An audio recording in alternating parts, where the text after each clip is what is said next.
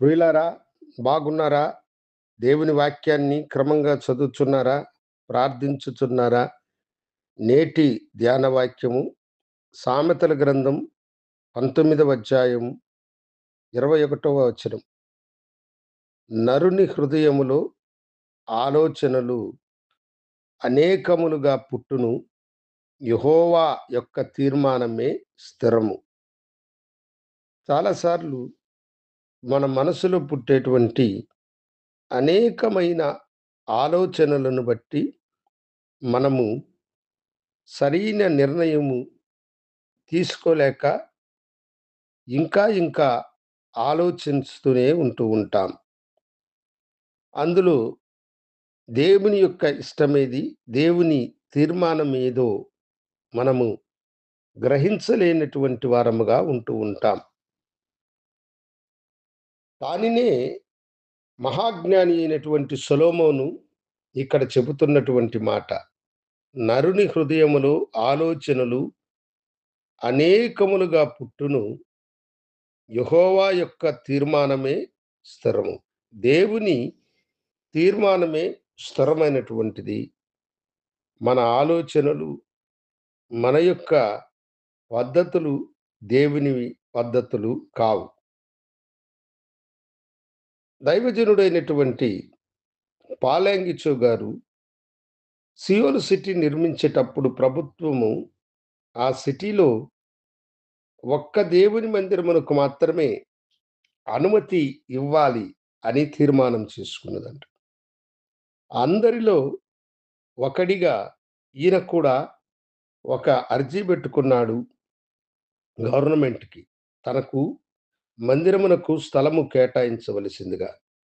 కానీ ఆయన అనేక విధాలుగా ఆలోచించిన ఆయన తలంపులను ఎన్నిటినో ప్రయత్నము చేసినా ఏది జరగలేదు.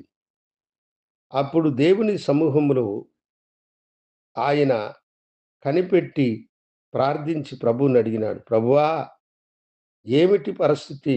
నాకు ఏ జవాబు రాలేదు అన్నప్పుడు దేవుడన్నాడంట ఆయనతో, ఇదిగో వారికి అర్జీ పెట్టమని నేను చెప్పానా?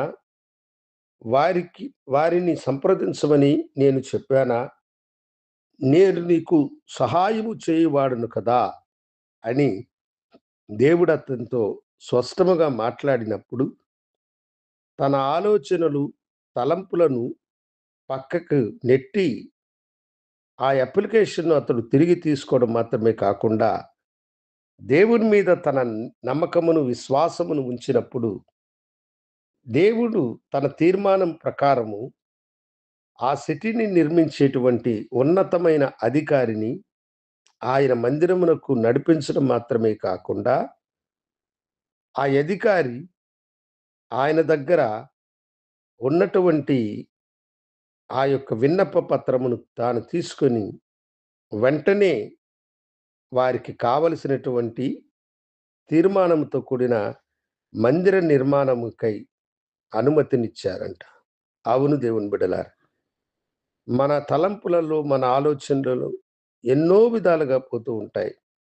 అవి మన పిల్లల వివాహ విషయంలోను, వారి భవిష్యత్తు విషయములోను, మన సేవా విషయంలోను, మన వ్యాపారపు విషయంలోను, మన పనుల విషయంలోను, మన వృత్తి విషయంలోను. అయితే దేవుని తీర్మానమే అంతిమమని మనము గ్రహించిన వారమై ప్రభు దగ్గరకు వెళ్ళుదాం. ఆయన ఎదుట ప్రణమిల్లుదాం. మన భారమును ప్రభు మీద వేసినప్పుడు ఆయనే నిన్ను ఆదుకొని నీకు సహాయము చేయును. ప్రార్థించుకుందాం. గనుడా, మాకెన్నో ఆలోచనలు, తలంపులుంటాయి. కానీ మీ తీర్మానం స్థిరమైనదని, మా మా తీర్మానం కాదు, మీ తీర్మానమునే మా జీవితంలో నెరవేర్చమని యేసు నామమున అడిగి వేడుకొంచున్నాము తండ్రి. ఆమేన్. శుభోదయం. ప్రభు మిమ్మలను దీవించును గాక. ఆమేన్.